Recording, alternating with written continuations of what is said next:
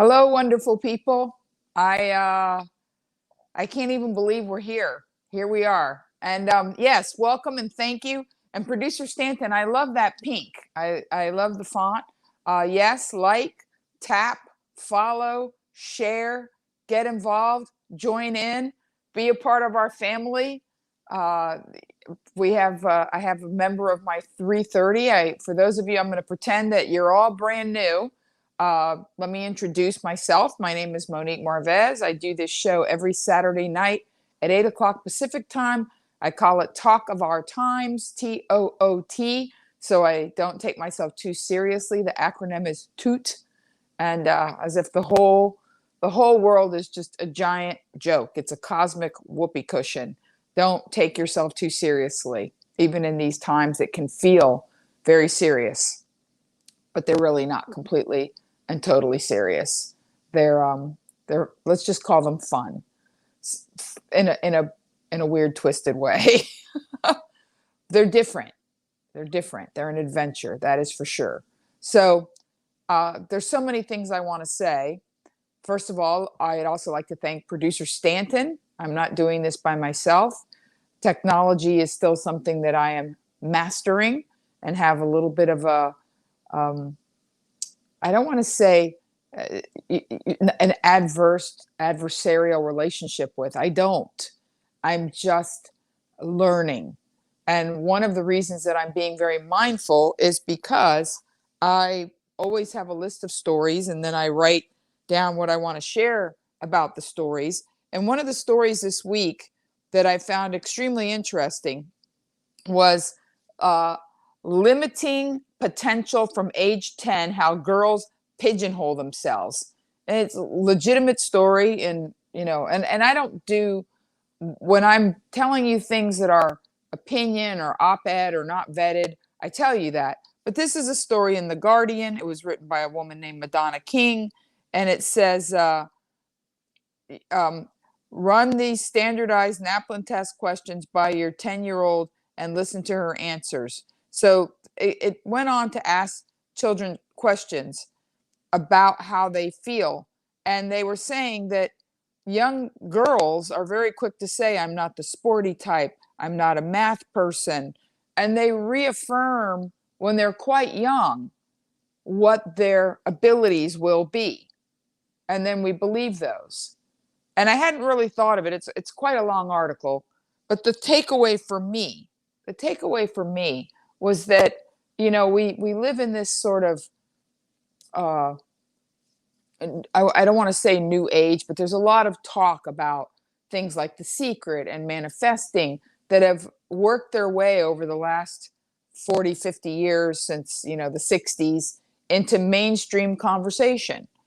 People talk regularly about meditation and focusing and vision boards and forum and going to mastermind groups and listening to podcasts, and we talk about all of these things very regularly, and just hey, matter of fact, this is what I'm doing, this is what I'm hoping for, I have a vision for. This is all very common conversation now.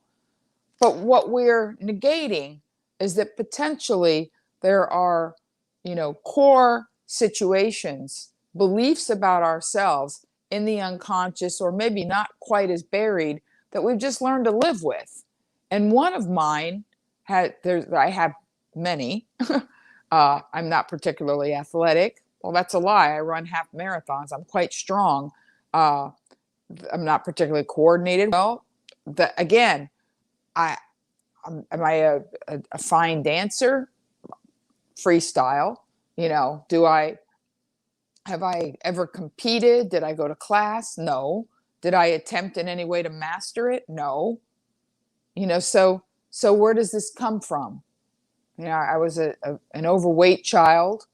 Maybe there were beliefs that were sort of, I don't want to say passed on, but you absorb things through osmosis, through comments, through overhearing adults, through watching other children and thinking you can't particularly do that.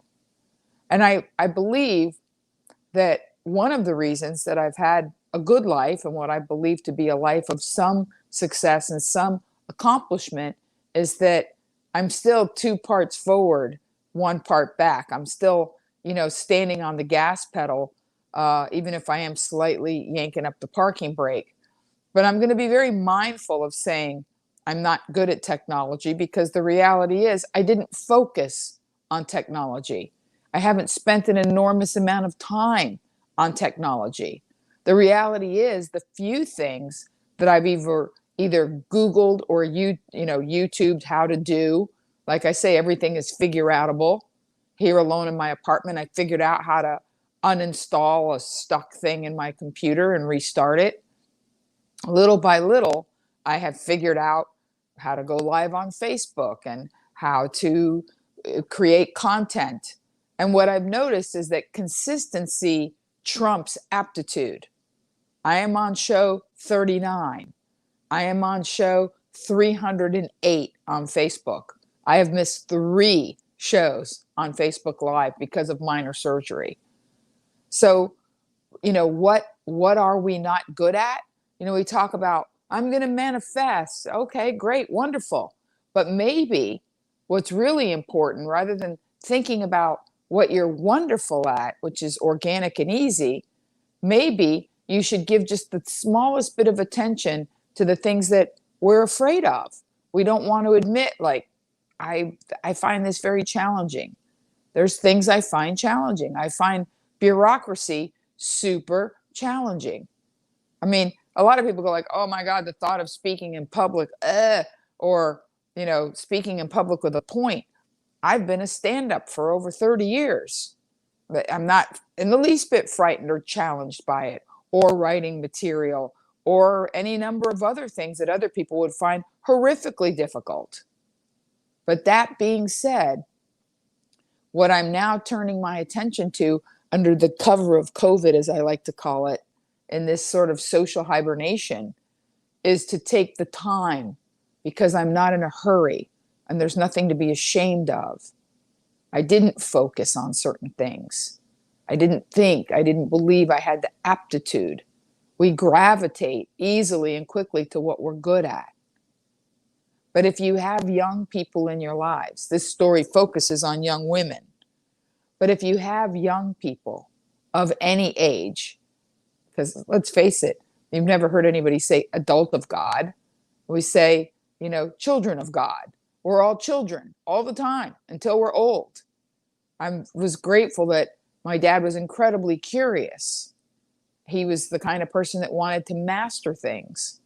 So again, I've told this story before.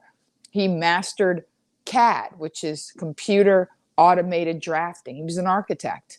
He had no reason to master AutoCAD. He was already retired, but he wanted to learn AutoCAD. Just like there's different modalities of animation. I've had extensive conversations with producer Stanton about different types of animation. And, I think it's funny how even since computers, personal computers and Macs, and me buying my Mac, I remember there was a time when you bought a Mac and you had to pay a fortune for Adobe Photoshop, and before there were iPhones and everything was app generated. Interestingly enough, I recently, because I almost never use my laptop anymore, had to go on my laptop, which is quite old, I might add. It's a 2011 MacBook Air that I bought in January of 2012. So there you have it. I've had it for 9 years. That blows my mind. 9 years. I haven't bought a new laptop in 9 years. I bought an iPad Pro recently, and it has a keyboard, and it's pretty much, and I don't even use that all that much. I do everything on my phone. So how interesting is it that what we feel ashamed or frightened of is really just a lack of a little bit of focus and attention. And I'm going to be very mindful of pigeonholing myself. I will learn things. I will learn how to edit film on my iPad. I will figure out what are the best apps or what's already on the computer. I haven't taken the time to really look what editing software is already on there. to do the most simplistic of editing. Don't limit yourself. You don't have to be a 10-year-old girl. You could be a 60-year-old man. Don't limit yourself, especially now. We have the time to figure stuff out. Now, I wanted to talk about, how many times have you heard in your lifetime, will this matter in 100 years? Will this matter? What really matters? What will matter? Well, interestingly enough, my mother was here, and for whatever reasons, my 100% Hispanic, half Puerto Rican, half Cuban mother is become a devout Anglophile. It started with the Great British Bake Off, then we went into The Crown, and on her way out the door, she left me watching Downton Abbey, which I'm now watching. And I'm very much enjoying it. I try not to binge watch, even though it's very easy when you're watching something of high quality that's readily available to you to binge watch. But I try to savor it and really drill down, because there's so much relevance. And I don't think anything's an accident. I call it sort of Cliff Notes from God, that this show that takes place 100 years ago. I mean, there's one episode where it literally goes from 1919 to 1920. It's a New Year's Eve episode. And I'm on 1925 right now. So the show takes place 100 years ago. And what are we talking about on a show that's 100 years ago? We're talking about the Spanish flu. We're talking about revolutionary thoughts and what they like to label communism and socialism from one of the characters who is an employee and is Irish. And even back then, talking about Ireland, rejecting the crown and imperialism. And we're talking about class differences. We're talking about marginalizing the lower classes, even if they are white and Anglo, sort of the below the stairs people. It's fascinating how much can be drawn. 100 years later, will this matter? Well, evidently it will. It's World War I takes place. And the part that is very important to me, more than the political aspects, is the notion of these, for lack of a better terms, inexplicable gains and dominions over other people. I want to repeat that. When you go back and look at, the reason we say a jury of our peers, well, it's the idea of peerage, of lords and ladies, of things going back to the feudal system, of there was one landowner and he had people working his land and tenant farmers. And, it was sort of mini versions of the monarchy. You had the monarchy, but then you had these lords and ladies and earls, and even the whole sexist idea of who inherits the property and how it's passed down. And it wasn't passed down ever to daughters, but that's a story for another moment. You do see the women rising, and suffragette and, different characters in the show start to become more prominent and business savvy and educated and change their lot in life through education. And what's fascinating to me about a show that takes place 100 years ago is that the idea of dominion over others, financially, socioeconomically, meaning culturally, like this class of people lives this way, so almost by definition, they're better people. And I thought about how even the Queen and the crown, and the Queen is still very much alive, and the monarchy is still very much on people's minds, whether it's what shoes Kate Middleton is wearing, or, whether the whole idea of, I forget what they call Meghan and Harry leaving, if they call it another form of Brexit. I forget the name, but it has one of those catchy names in popular culture. But the interesting part is that, again, when sort of leveling external forces come, whether it's the Spanish flu, whether it's World War I, whether it's the brown shirts rising in Germany in between the two world wars, whether, you know, it's the fact that people cannot maintain these grand houses that were based on a system of, for lack of a better term, genteel slavery, or, you know, whatever you want to call it, tenant farmers, dominion over others. As we now know, this is now a system where it's become somewhat of a tourist attraction. You can actually visit and have tea, you know, all these years later at Highclere Castle, where they filmed Downton Abbey.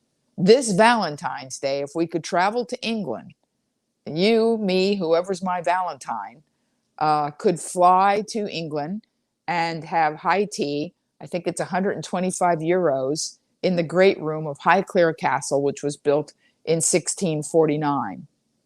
And the Earl is not the Earl of Grantham, it's another Earl. Now, why have I gone on and on about this? Because, again, we are at the edge of a system that is unsustainable, that 100 years from now we will see that the stock market as it is didn't take into account human emotion. You know, the whole idea that people would believe, and call me cynical, but even when I was a kid, I was in my early 20s, late teens, when you had all of these hostile takeovers with names like T. Boone Pickens. Like, I remember these things when they would talk about in the 80s, when you would, you know, hear all of these stock and hostile mergers and takeovers. And long before Too Big to Fail, I was not fascinated, but I was very interested in the idea when you go back and you hear of a Michael Milken or even Ivan Boesky. I mean, am I reminding you of names you haven't even thought about in a million years? I mean, they did jail time. Ivan Boesky did jail time. And when you go back and you look at these people, Michael Milken, all Michael Milken did was what everybody else did. He just did it on such an amazing, huge, mind-boggling scale that he had to be made an example of.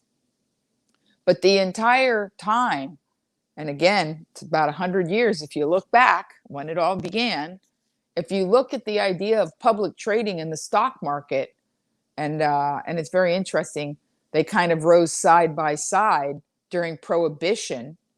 You know, nothing is a coincidence. History repeats itself. You don't have to be a genius. You just have to be paying attention. There's an entire 2 episodes in Boardwalk Empire that explains the humble beginnings of the stock exchange and even the way it was done, you know, in the very early days when people had to fill out cards and erase things and change the share prices with chalk. It wasn't done at lightning speed with 6.5 million people joining a forum on Reddit so that they could completely, you know, create bubbles and craters in a matter of a week. Do I have to know the details of what happened with GameStop to know that it was revolutionary? Absolutely not. Now I have to ask the question, Producer Stanton, are you somewhat impressed that I know what's going on in the world and that I could tie it together with Downton Abbey? Yes. Because like I say, it's a matter of, I am a student of history and I am a student of human nature. And any institution that does not take into account human nature is going to fail by definition. If you don't protect yourself, I mean, the whole idea that the entire stock market is based on the honor system. Of course there's insider trading. Of course there's duplicity. Of course there's going to be, I know a guy that knows a guy. It used to blow my mind when I was in my 20s that people were even surprised that people like Ivan Boesky even went to jail for doing what I thought in my humble little cosmetic selling brain was like, duh. Like, if I'm like some little girl behind a cosmetic counter, why Why does the whole world not see this? And now we're seeing it. We're seeing it because it's been hiding in plain sight, that an enormous amount of our financial institution infrastructure is based on the fact that you're putting a fox in the hen house. Is there a single banking institution in this country, or the world for that matter, but I'm American, so I concern myself with, during the meltdown of '08, Bank of America robo foreclosing. They were foreclosing on people so fast, humans couldn't sign. They had robots signing foreclosure papers. Look it up. It happened. Or Wells Fargo never saying identity theft, just saying we had some people aggressively opening accounts in some of our depositors' names. Really? And the fact that it wasn't a bigger scandal than it was. It's fascinating to me. It boggles the mind how the obvious is not treated as the obvious.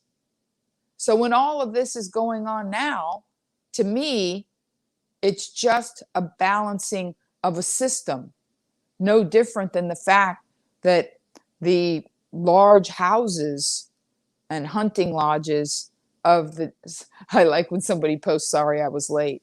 It's okay, we're not in college. I know I sound like a very lame and uninformed economics professor, but I'm a big picture thinker. I don't need to know the minutia. You're not late. It lives on the internet. And now we know that there's been a democratization, for lack of a better term, of the lord and lady and peerage system of all of Europe, of all of the continent, and most certainly of England.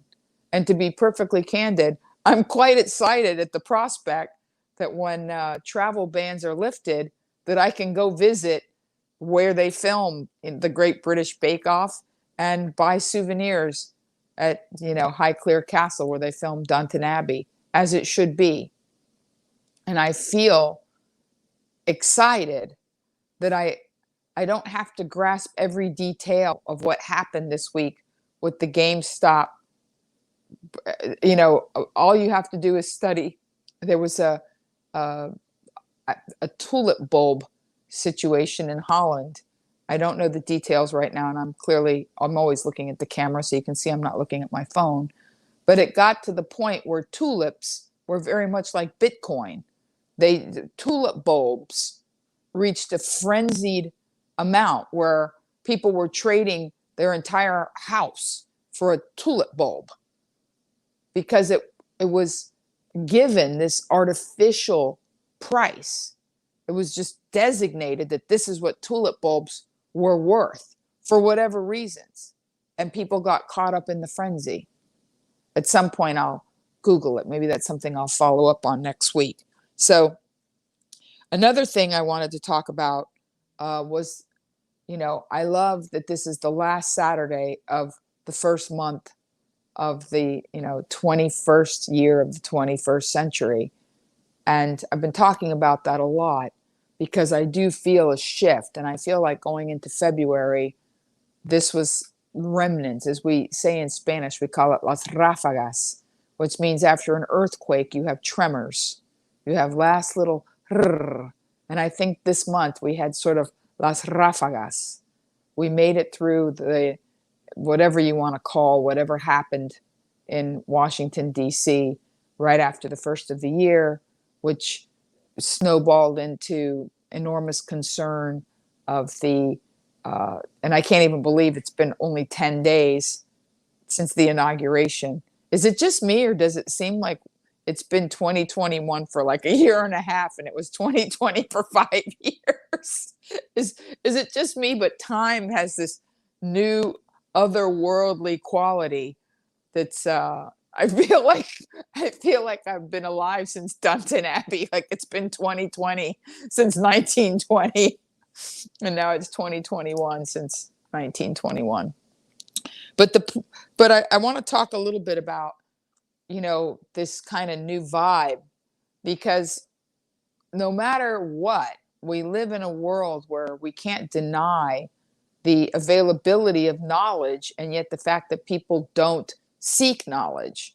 It's whatever, whatever, wherever you get your news. If you have alerts from Fox or MSN or CNN, or maybe you just look at whatever Apple curates for you, or maybe you're a HuffPost person. But I find it so interesting now that, like, for instance, I'm one of those people that Googles to see what's going on. Recently, 2 days ago, there was an article in the Miami Herald about Ghislaine Maxwell and how she was forced to be deposed 2 years ago. I'm not entirely certain what brought that deposition about.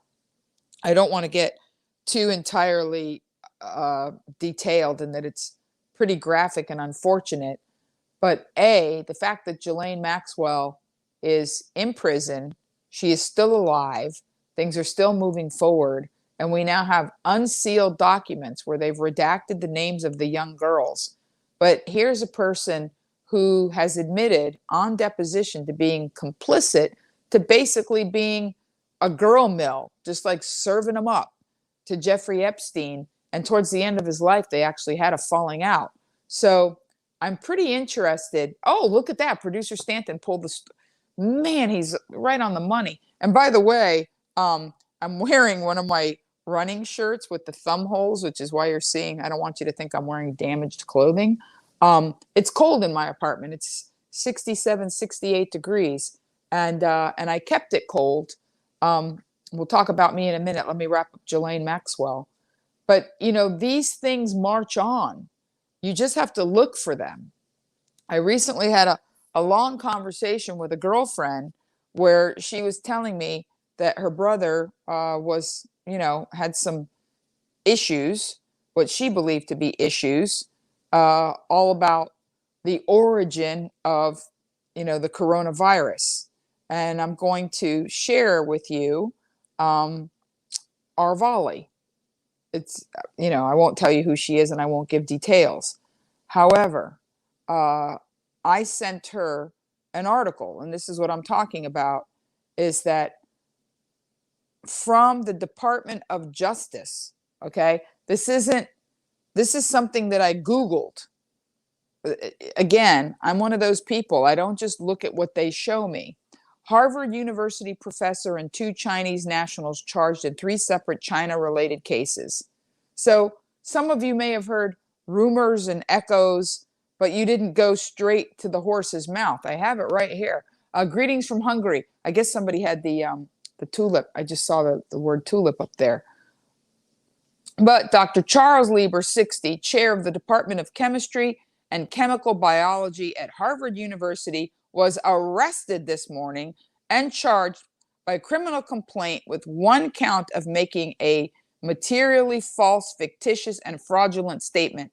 Lieber will appear this afternoon before the magistrate. Well, when you go on, this was January 28th of 2020, just before lockdown.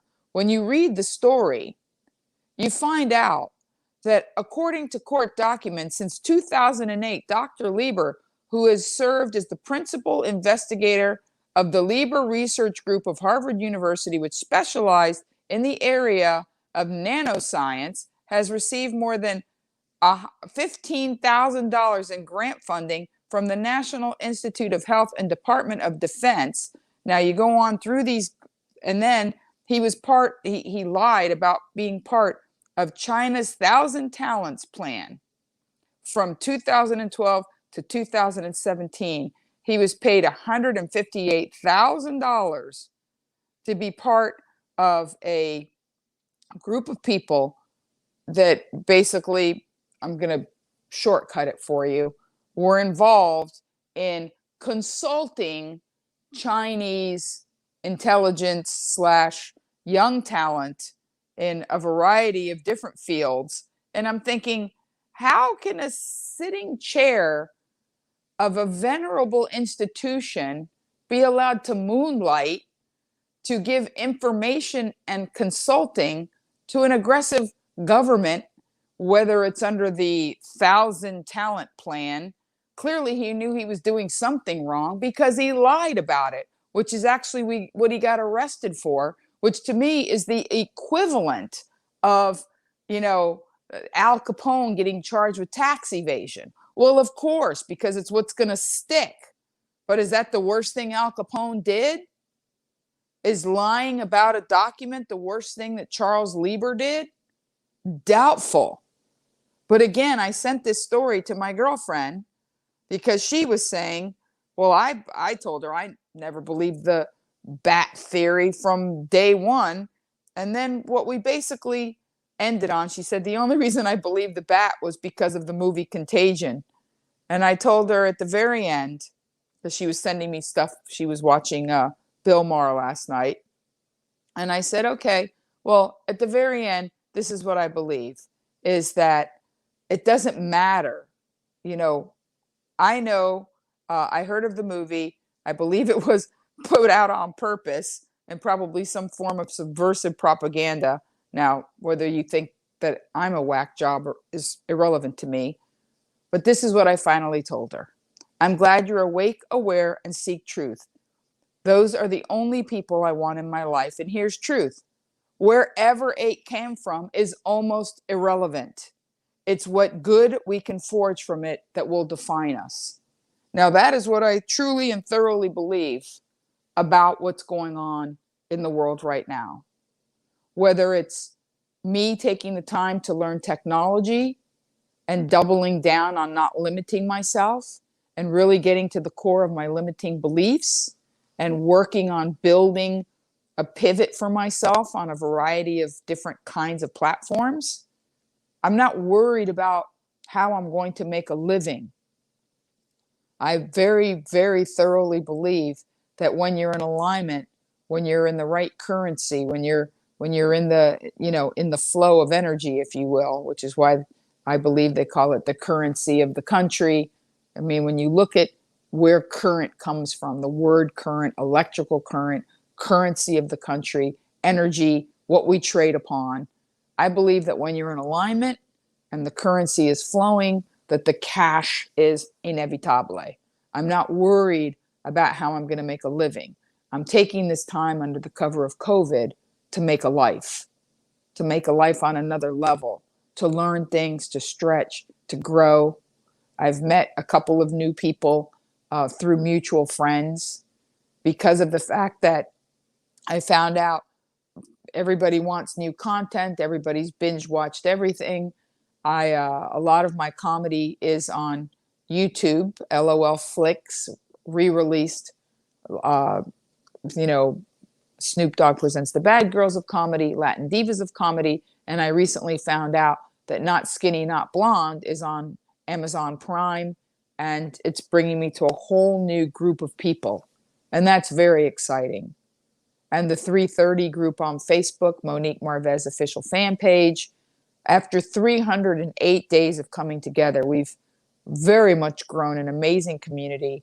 I keep promising this, but again, it's part of my figuring out, you know, how to make it to where I'm not going between two cameras. And, you know, I will create content for Insta, and I will find a way to merge or bring together these communities. I want more people to participate in the community and the energy and the good currency and the vibes of the Facebook Live 330 group.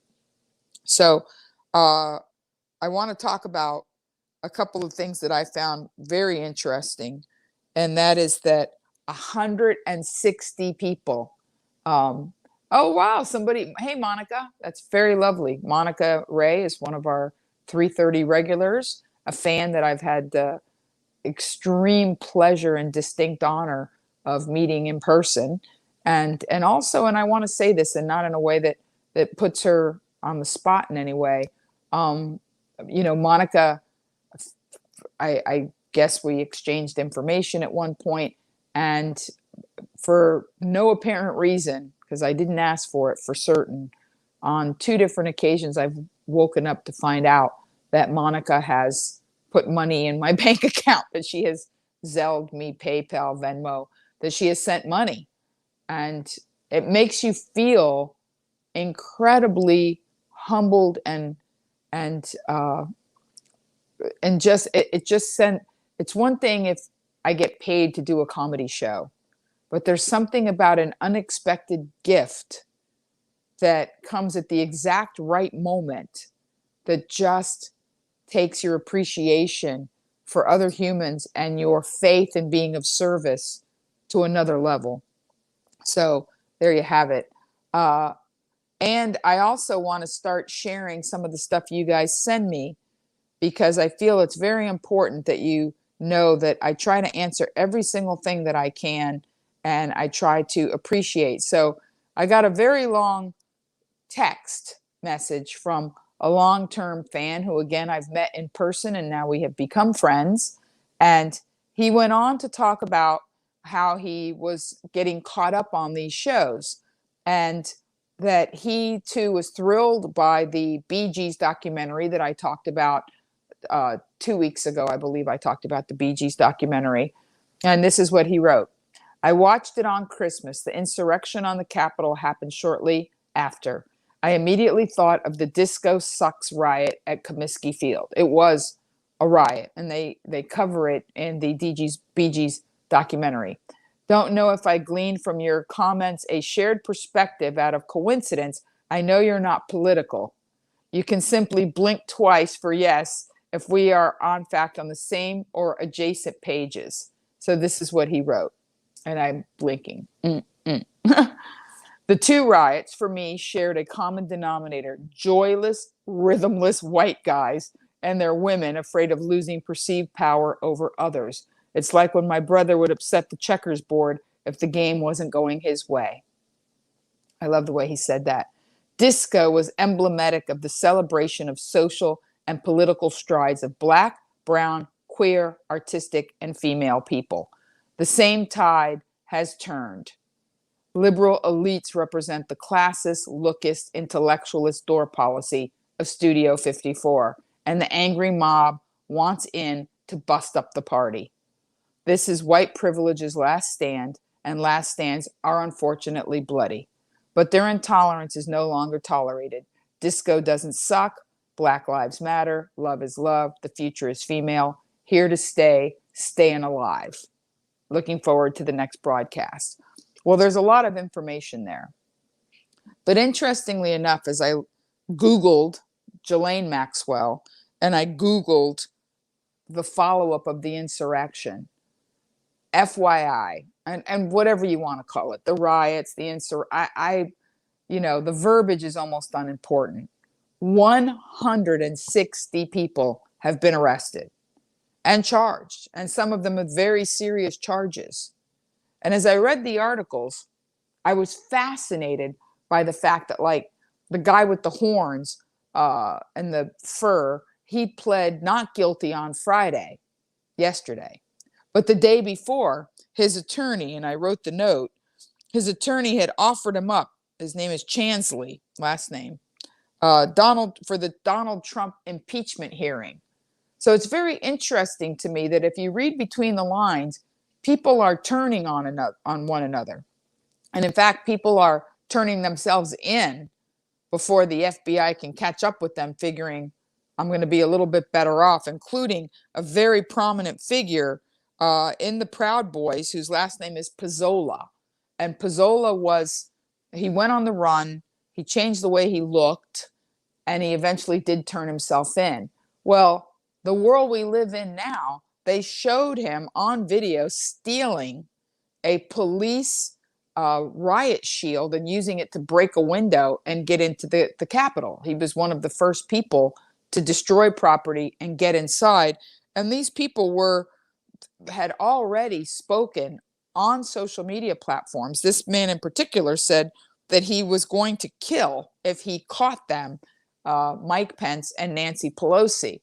Now, I don't know what world you live in, but the world I live in, you can't just post on social media that you're going to kill a prominent public figure, let alone the vice president of the United States.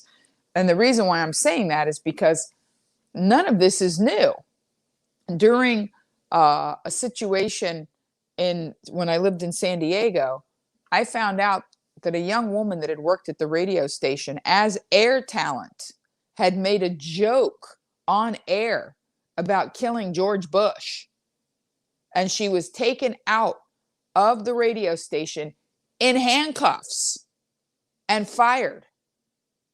Now, I don't know how far down the road the charges went, but if you can't joke under the mantle of freedom of speech when you're not in a highly charged atmosphere as we've been about someone killing George Bush, I can only imagine what is going on behind closed doors and how people are absolutely turning on one another, saying, oh yeah, I'll testify at the impeachment hearing. Yeah, count me in as long as I don't have to stay in for a long time. So I'll be very interested, and I will Google.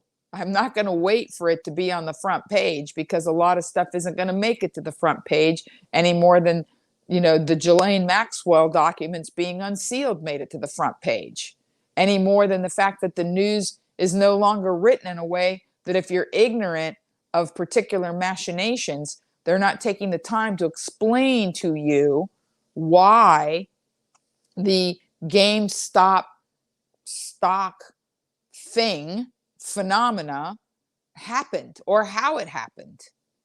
There's people that still struggle with an understanding of Bitcoin. And the interesting part of not fully understanding Bitcoin is that Bitcoin itself is morphing into a completely legitimate entity.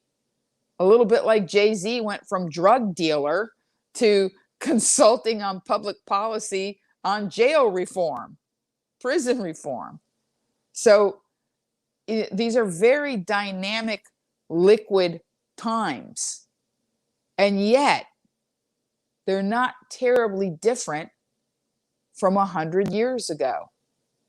Because a world war and a pandemic and a depression, which we haven't gotten to because we're only at 1925, but it's coming. It's coming.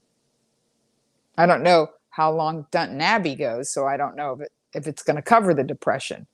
But I grew up watching the Waltons with my grandma. It was her favorite show. Good night, John Boy. Good night, Mary Ellen. Very familiar with the whole concept of noble poverty, which we're, interestingly enough, going to probably have to go full circle and understand how to rebuild people's lives without having to use labels like, socialism or communism. We'll look back at, Franklin FDR and the WPA. For sure.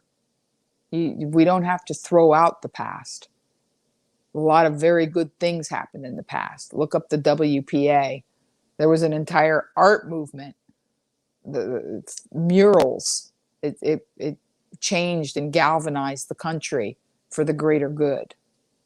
And I was reminded of this yesterday when I did my 330, because I drove around my neighborhood. I live in Hollywood, and there's underpasses under the 101 where, because of COVID and the powers that be, whether it's law enforcement or health officials, were not harassing, moving, shaking the homeless population because they just wanted them to shelter in place. So 10 months of just being allowed to do whatever it is they do, we ended up with entire, I call them bum-dominium communities, which I filmed yesterday from my car with my iPhone, with entire, sidings, and some of them have doors, and, you can see little cell phone lights glowing, and whether they have generators or they find public outlets or however it works. And yesterday, when I drove around, I noticed that large swaths of garbage had been either bulldozed or picked up, and that the homeless were pretty much just concentrated under the underpasses as opposed to having spread down the medians and down the street. And it was quite the thing. And I don't say this, I try to say this as neutrally as possible. I don't know how that situation will rectify itself, but I have no doubt in my mind that it will and that it has to. No different than the shanty towns after the Depression were addressed and handled to the degree that they could be. I had a great story I wanted to share with you about these nurses in Oregon that had some extra vaccine. And because it was, snowing and they didn't want to waste it, this is a great story. And imagine you're in line to go into a grocery store, and 6 lucky people. They had 6 COVID vaccines left and were stuck in the snow. So they started knocking on car windows. How great is that, right? One of the drivers in Oregon started doing a happy dance in his seat when he finally believed we were actually going to give him a vaccine, according to a public health official. Some lucky Americans have been gifted with a surprise coronavirus vaccine while shopping at a supermarket. Others have followed social media rumors to score a dose. But 6 people in Oregon on Tuesday managed to secure their shot because they happened to be stuck on a snowy highway at the right place at the right time. Rather than waste the vaccines, officials said that the Josephine County near the California border had been holding a 3-day COVID-19 vaccination event, and that, as it snowed and people got stuck on the highway, these nurses were like, nope, we're not wasting it. Amid heavy snowfall and on a road blanketed in snow, the team had to convince drivers that it wasn't a practical joke. How adorable is that? You imagine you're just sitting in your car and someone knocks and says, hey, we have coronavirus vaccines. Want one? And you put your arm up. Wonderful. Talk about manifesting something. Boy, that's being in the right place at the right time. So that's a story that I absolutely loved this week and wanted to share. I want to do some in memoriams. I don't want to make it that every single week we talk about people that passed, but it's kind of, I don't think that you can let a week pass where there's 2 people that were super important. Cicely Tyson was one of them. I posted a picture of Cicely Tyson not that long ago on my social media because there was a beautiful picture of her and Miles Davis. Obviously, or maybe not obviously, they had a very challenging marriage and they got divorced, but there was a time when they were the king and queen of cool. She was an incredible actress. She's Lenny Kravitz's godmother, and she made it to, I believe, 94, 96 years old. I don't have the article right in front of me. But rest in peace, Cicely Tyson. I remember seeing her in Sounder. How far back does that go? Sounder. And she also did the autobiography of Miss Jane Pittman, which was unbelievable.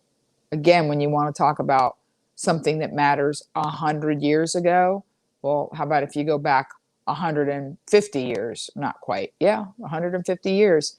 The autobiography of Miss Jane Pittman talks about a Confederate, somebody who lived during the Confederate time, like the last living Civil War personality, and it's a really great movie, the autobiography of Miss Jane Pittman.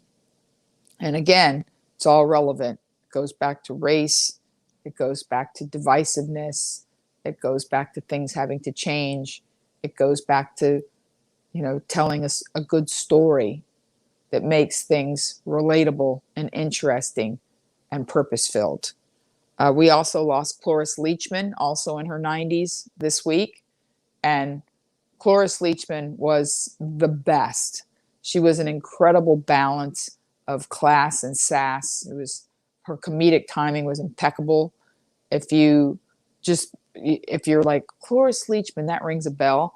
I remember her first as a child because I was a huge fan of the Mary Tyler Moore Show, and she was Mary's, back before we called them frenemies. She was Phyllis, and she ended up having her own spinoff.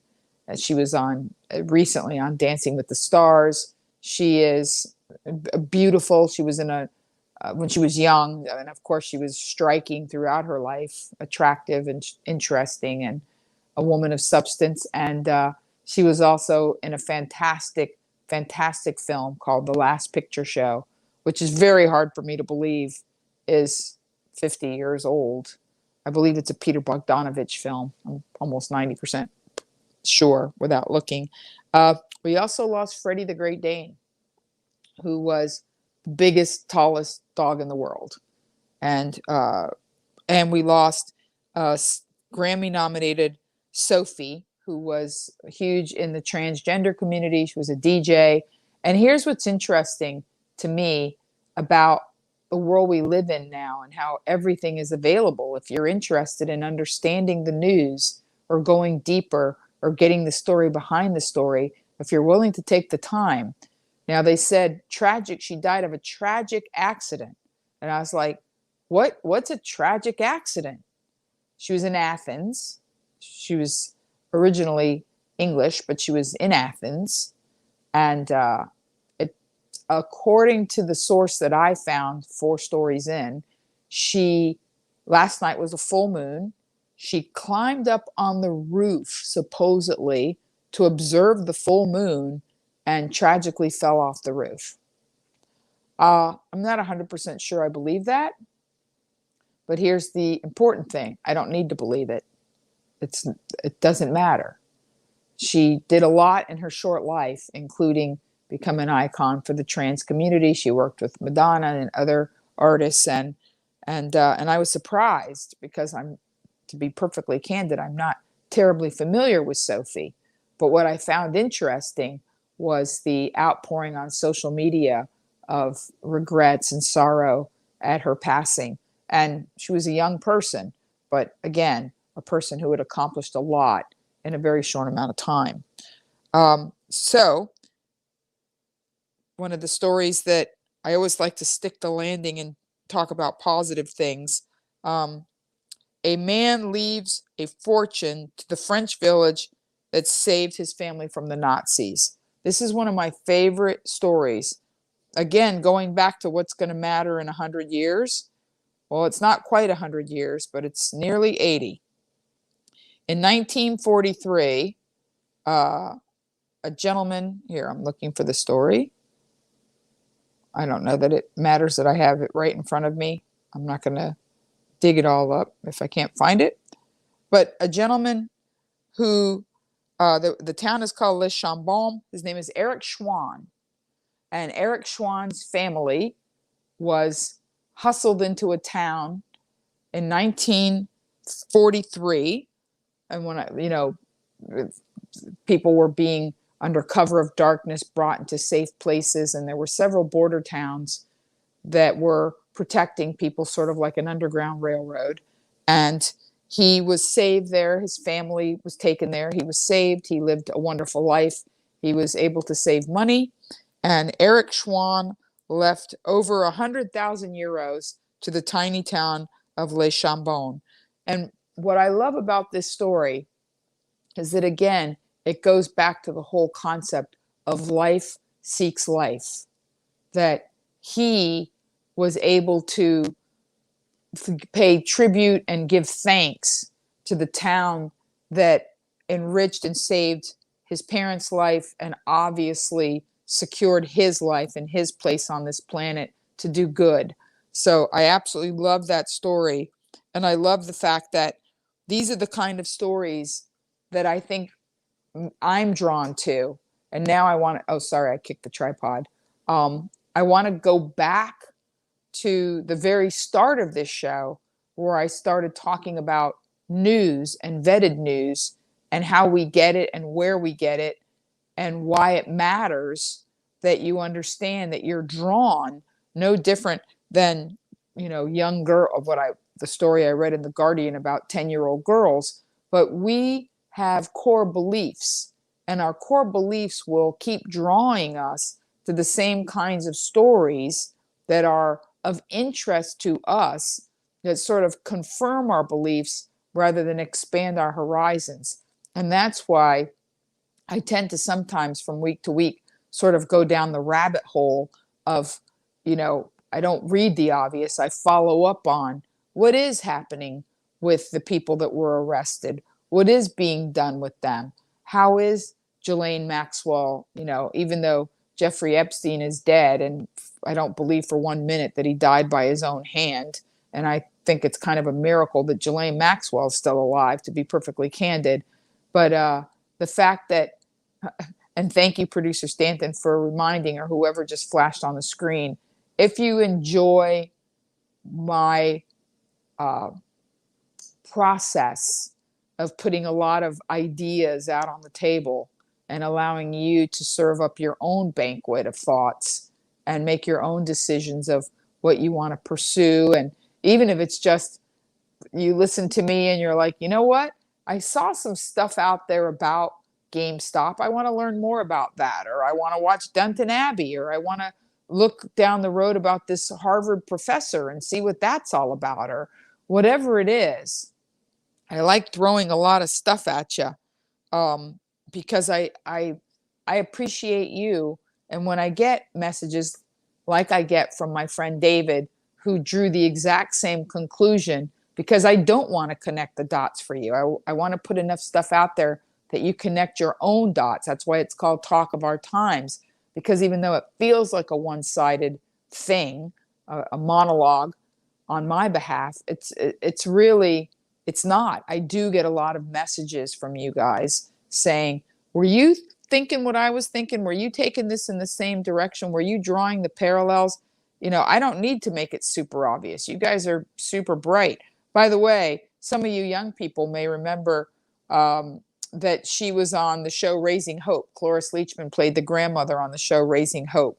Wasn't a terribly popular show, but it was very, very funny. And I do remember seeing her on that. So this is one of my tippy favorite stories of the last few weeks. It's pretty fabulous. Are you ready for this one? We're going to stick the landing, boys and girls. South Carolina principal, okay? This isn't just a random teacher. This isn't a kid. This is a grown-ass man who is a principal, okay? He says, I know that my students will not always be in poverty.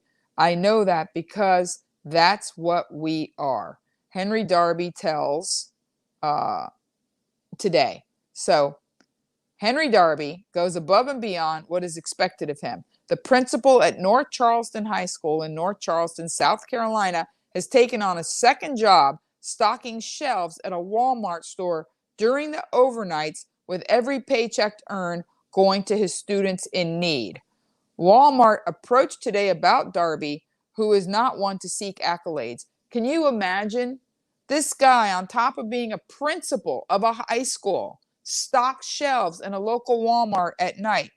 The attention I'm not used to, he told Today. I don't think that I've done anything worthy of distinction or to warrant the attention. Are you kidding me? You sure did. Darby's efforts are particularly important because 90% of the student body in his school live under the poverty line. So this guy literally goes to work and makes extra money so that he can help his students as he sees fit with the money that he makes. I get a little emotional because when you've got children you've heard sleeping under a bridge, remember we talked about that earlier.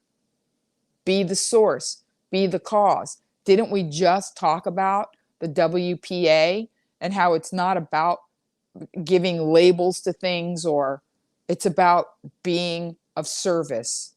And we are a wonderful country. We are going to get through this. And not only are we going to get through it, we're going to be better on the other side. They're sleeping in a car, or when you go to a parent's house because there's problems and you knock on the door, there are no curtains and you see a mattress on the floor, he said, getting choked up. And these people need, and I wasn't going to say no. And at my age, you know, we don't ask for money. We just don't. We just go ahead and do what you need to do. I'm in love with this guy. Darby decided to take a job at Walmart and elected not to tell his manager that he works as a principal during the day. Even before we knew there was something special about him, store manager Cynthia Solomon told Today, I would be so happy to have Mr. Darby for as long as he will be a part of, as long as he'll part, I'm sorry, I'm getting a little choked up reading this. He will have us as part of his family and beyond. Darby's students also rave about him. He's ready to help anybody, one student said. He's there when you least expect it, but when you need him the most, another added. Darby hopes students follow his lead by being kind. This is a quote from him. It's quite simple, simplistic. Just learn to help others. That is one of the greatest things that we could do in terms of human beings. That is the opposite of subjugation. That is the opposite of believing that you have a right to live, a lot better than other people just because. There is no just because anymore. It's a different world. And Darby is one of the light leaders in it. And I think you are too. I think that's why you're drawn to this show, why you're drawn to me, why you listen and you send messages, and you're just all around great people. And it's always a wonderful thing to come together with you on Saturday nights, just because, let's be perfectly honest with each other. These are very peculiar times, and we're creating, a rhythm from no rhythm, as I like to say. We're creating tent poles and reasons to come together, and we're building up currency. We're building up energy. We're making our reserves strong, and everything else on the other side of it is inevitable. Until next Saturday night, love hard, forgive harder, and get as happy as you can, as fast as you can. Good night. The people don't sing and dance anymore. They need to see who you really are.